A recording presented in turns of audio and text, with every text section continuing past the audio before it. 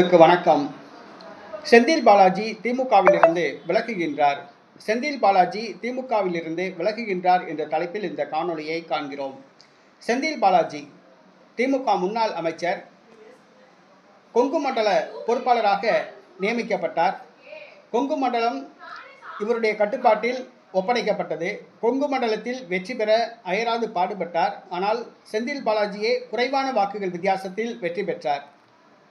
செந்தில் பாலாஜி தேர்தலுக்கு பிறகு மனம் நொந்து போயுள்ளார். கொங்கு மண்டலத்தில் கோஷ்டி பூசல் தலைவிரித்தாடுகிறது. செந்தில் பாலாஜிக்கு எதிராக தலைமையிடம் ஒரு கோஷ்டி போட்டுக் கொடுத்துள்ளது. மேலும் அவர் மீது பல வழக்குகள் உள்ளன. தற்பொழுது திமுகவில் இருந்தால் வழக்குகள் தூசி தட்டி பார்க்கப்படும். அவருக்கு மேலும் சிக்கலாகும். மேலும் சிறைக்கு செல்ல வேண்டியது வரும். ஆகவே தனது அரசியல் எதிர்காலம் கருதி, தனது பாதுகாப்பு கருதி திமுகவிலிருந்து விலகலாம் என அவர் யோசித்து வருவதாக கூறப்படுகிறது. திமுகவில் இருந்தால் அமலாக்கத்துறை வழக்குகளை சந்திக்க வேண்டியது வரும், பல பிரச்சனைகளை சந்திக்க வேண்டியது வரும், சொத்துக்களை இழக்க வேண்டியது வரும், சிறைக்கு செல்ல வேண்டியது வரும். ஆகவே திமுகவிலிருந்து தற்போதைக்கு விலகலாம் என முடிவு செய்திருப்பதாக கூறப்படுகிறது. மேலும் திமுகவில் கோஷ்டி பூசல் தாண்டவம் ஆடுகிறது. அது அவரை மனம் நோக வைத்துள்ளது. ஆகவே செந்தில் பாலாஜி திமுகவிலிருந்து விலகலாம் என்று பேசப்படுகிறது.